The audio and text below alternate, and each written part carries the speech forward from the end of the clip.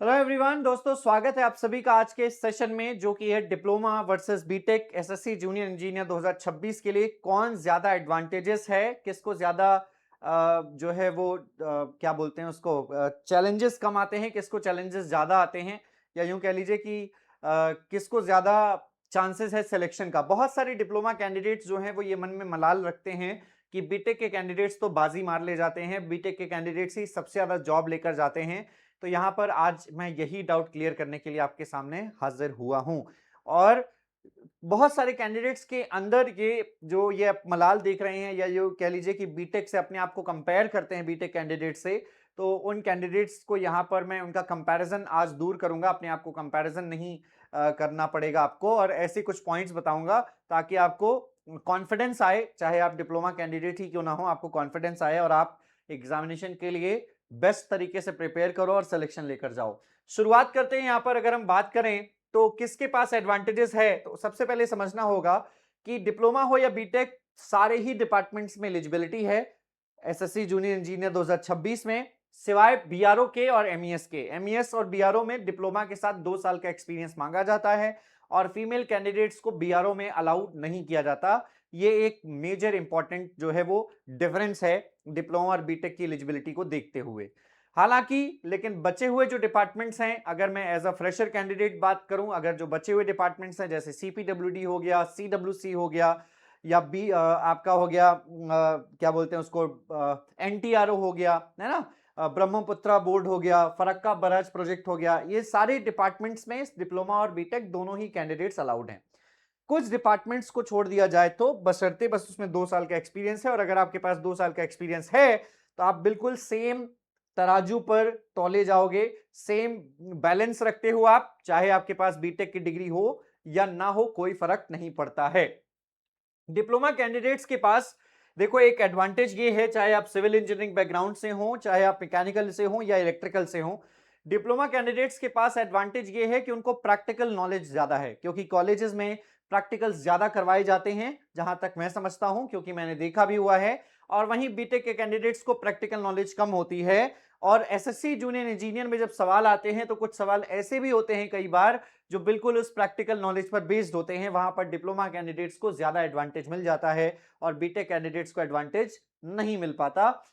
सिर्फ electrical engineering के aspect से ही बात कर ली जाए तो कोई भी स्टूडेंट इलेक्ट्रिकल इंजीनियरिंग का जब गेट और ईएससी की प्रिपरेशन करता है तो वो 2 सब्जेक्ट नहीं पढ़ता, यूटिलाइजेशन ऑफ इलेक्ट्रिकल एनर्जी और estimation and costing. Diploma candidates utilisation of electrical energy और एस्टिमेशन एंड कॉस्टिंग के आए हुए 15 सवालों में बाजी मार ले जाते हैं, और बीटेक के कैंडिडेट जो गेट एंड ईएससी की प्रिपरेशन कर रहे हैं उनके पास ये सब्जेक्ट में नंबर लेने का एडवांटेज नहीं रह जाता। लेकिन यहां पर भी कहीं हमें मानना होगा कि बीटेक के कैंडिडेट्स के पास मैथमेटिकल क्वेश्चंस को सॉल्व करने की एबिलिटी थोड़ी सी ज्यादा होती है, क्योंकि अगर किसी ने बीटेक किया है तो जाहिर सी बात है कि 12th पास करके किया होगा, और एज वेल एज वहां तक जाने में मैथ्स थोड़ी सी स्ट्रांग हो जाती है। बीटेक कैंडिडेट्स के पास भी जब फर्स्ट ईयर में पढ़ते हैं, सेकेंड ईयर में पढ़ते हैं, तो मैथ्स थोड़ी सी स्ट्रांग हो जाती है, और कहीं ना कहीं मैथ्स में एडवांटेज मिलता है, क्वेश्चन सॉल्व करने की जो स्पीड है वो थोड़ी सी बढ़ जाती है ना, टेक्निकल एबिलिटी बढ़ जाती है, रीजनिंग एबिलिटी, रीजनिंग के क्वेश्चन सॉल्व करने की एबिलिटी बढ़ जाती है। डिप्लोमा कैंडिडेट्स के पास ये एबिलिटी थोड़ी सी कम डेवलप हो पाती है। लेकिन अगर प्रैक्टिस करते हैं स्टूडेंट्स लगातार, तो मुझे ऐसा लगता है कि डिप्लोमा हो या बीटेक कैंडिडेट हो, कहीं पर भी पीछे नहीं रहते, चाहे वो मैथमेटिकल सेक्शन की बात कर लीजिए, चाहे वो रीजनिंग सेक्शन की बात कर लीजिए, टेक्निकल पोर्शन में तो स्ट्रांग जो है वो है ही। लेकिन हमें ये एडवांटेज मानना पड़ेगा बीटेक कैंडिडेट्स के लिए कि उनके पास थोड़ी सी कॉन्सेप्चुअल लर्निंग ज्यादा होती है, थोड़ा डीप लर्निंग करते हैं बीटेक के कैंडिडेट्स, वहीं डिप्लोमा के कैंडिडेट्स को इतना डीप लर्निंग नहीं करवाया जाता। प्रैक्टिकल नॉलेज तो है, कॉन्सेप्चुअल डेप्थ भी है, एग्जाम अलाइनमेंट भी है, एप्टीट्यूड भी है, लेकिन कहीं ना कहीं कॉन्सेप्चुअल डेप्थ थोड़ी सी कम है, और वहीं बीटेक कैंडिडेट्स के पास थोड़ी सी कॉन्सेप्चुअल डेप्थ ज्यादा है, प्रैक्टिकल नॉलेज कम है। अगर आप देखेंगे तो डिप्लोमा के पास प्रैक्टिकल नॉलेज जो है वो ज्यादा है, बीटेक के पास कम है। एग्जाम अलाइनमेंट बीटेक कैंडिडेट्स के पास कम है, लेकिन वहीं पर डिप्लोमा कैंडिडेट्स के पास एग्जाम अलाइनमेंट ज्यादा है। एप्टीट्यूड स्किल थोड़ी सी डिप्लोमा कैंडिडेट्स के पास कम है, लेकिन एप्टीट्यूड स्किल जो है वो बीटेक कैंडिडेट्स के पास थोड़ी सी ज्यादा है। Higher level of engineering concepts को यहां पर पढ़ते हैं बीटेक के कैंडिडेट्स। स्ट्रॉन्ग थ्योरेटिकल फ्रेमवर्क होता है, डीप एकेडमिक बेस होता है, प्रॉब्लम सॉल्विंग स्किल में थोड़े से ज्यादा सुपीरियर होते हैं बीटेक के कैंडिडेट्स। तो एक डिफरेंस है, एक स्ट्रक्चरल कंपैरिजन है कि कोर फोकस यहां पर कैसा है डिप्लोमा कैंडिडेट्स का, प्रैक्टिकल और अप्लाइड है, वहीं बीटेक का थ्योरेटिकल और एडवांस है। एग्जाम अलाइनमेंट थोड़ा नेचुरली फिट होता है जेई सिलेबस के अनुसार, लेकिन बीटेक कैंडिडेट्स को अपने स्किल को डाउन स्केल करना पड़ता है, थोड़ा सा नीचे उतरना पड़ता है अगर एग्जामिनेशन को क्लियर करना चाहते हैं। एप्टीट्यूड बेस में बात करें, हैवी लिफ्टिंग की आवश्यकता होती है, यानी कि ज्यादा मैथमेटिक्स की प्रैक्टिस करनी होती है। वहीं बीटेक के कैंडिडेट्स के पास बिल्ट इन एनालिटिकल एज होता है, पहले से ही ये जो है उनके पास अपॉर्चुनिटी एडवांटेज होता है कि वो मैथ्स में थोड़ा सा अच्छा परफॉर्म कर लेते हैं। लेकिन मिथ ये है कि बीटेक कैंडिडेट्स के पास हमेशा एक एडवांटेज है, बिल्कुल भी गलत होगा ये कहना, क्योंकि सच्चाई ये है कि एक well prepared diploma candidates best perform कर सकता है, अगर बीटेक कैंडिडेट से भी बेहतर परफॉर्म कर सकता है एग्जामिनेशन में। हर एक बैकग्राउंड का अपना अपना एक पॉइंट है। डिप्लोमा का पाथवे ये है कि उनके पास एप्टीट्यूड रीजनिंग का हर्डल आता है, इंग्लिश बैरियर आता है, स्ट्रगल करते हैं हायर लेवल के कॉन्सेप्ट से, लेकिन डिप्लोमा कैंडिडेट्स के बीटेक कैंडिडेट्स ओवर कॉन्फिडेंस में जीते हैं। कहीं ना कहीं बीटेक कैंडिडेट्स को ये लगता है कि अगर पीवाईक्यू सॉल्व ना करे जाएं तो शायद उनका सिलेक्शन तब भी हो जाएगा, क्वेश्चन लेवल तो आसान है, हमें बहुत ज्यादा मेहनत करने की जरूरत नहीं है, और बीटेक कैंडिडेट्स यहीं पर मात खा जाते हैं। जेई स्पेसिफिक प्रिपरेशन फोकस की कमी होती है। रियल बैटल यहां पर आपकी डिग्री नहीं है, रियल बैटल ये है कि सिलेक्शन आपका डिग्री से डिसाइड नहीं होगा, सिलेक्शन जो है वो आपकी प्रिपरेशन स्ट्रैटेजी से डिसाइड होगा। पीवाईक्यूज, मॉक टेस्ट, रिवीजन, किसी ने भी इनमें से कोई भी कमी छोड़ी तो ये बेल्ट एक तरीके से, जो ये बेल्ट है जो गियर से अटैच्ड है, ये टूट जाएगी, ये बेल्ट काम नहीं करेगी। कोई भी गियर अगर रुक जाता है, कहीं पर भी अगर आप कमी रखते हैं तो पूरा का पूरा सिस्टम जो है वो कोलैप्स हो जाएगा, पूरा का पूरा सिस्टम जो है वो फेल हो जाएगा।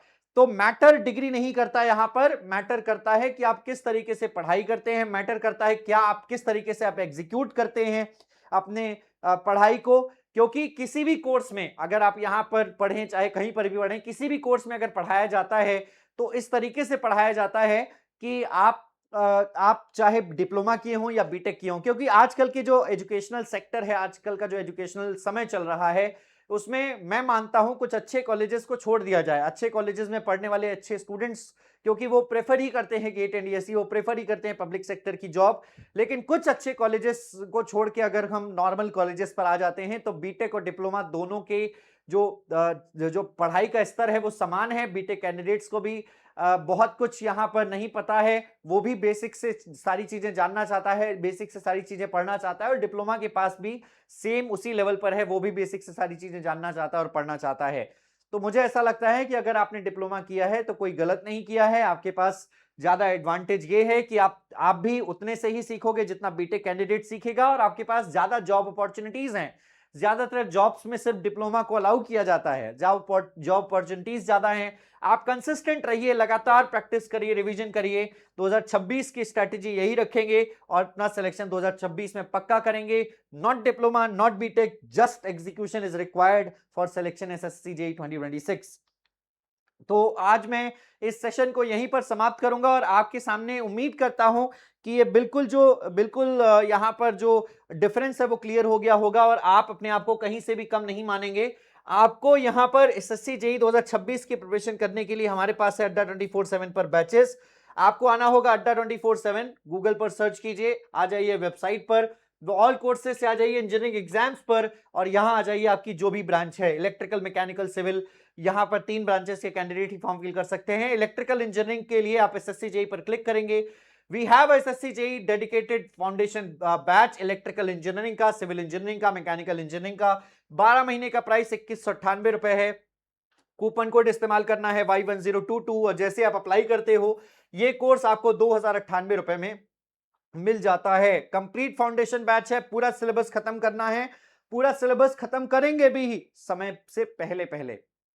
अभी तक कोई नोटिफिकेशन नहीं आया है, लेकिन नोटिफिकेशन आते ही आपके पास समय बहुत कम बचेगा, इसीलिए प्रिपरेशन अभी से करना बहुत आवश्यक है। धन्यवाद आप सभी लोगों का। सेशन में नए हैं, चैनल पर नए हैं तो चैनल को सब्सक्राइब कर लीजिएगा और इस सेशन को लाइक और शेयर ज्यादा से ज्यादा कीजिएगा। धन्यवाद, मिलते हैं आपसे अगले वीडियो में। किसी प्रकार का और भी कोई डाउट है तो आपके पास एक नंबर है, मैं दे रहा हूं, उस नंबर पे कॉल कर लीजिएगा आप। अगर आपको काउंसलिंग चाहिए किसी से भी रिलेटेड, 09650084247, इस नंबर पे कॉल करके आप जानकारी ले सकते हैं। धन्यवाद आप सभी का बहुत बहुत। मिलते हैं आपसे अगले वीडियो में। Bye bye, take care and God bless you all.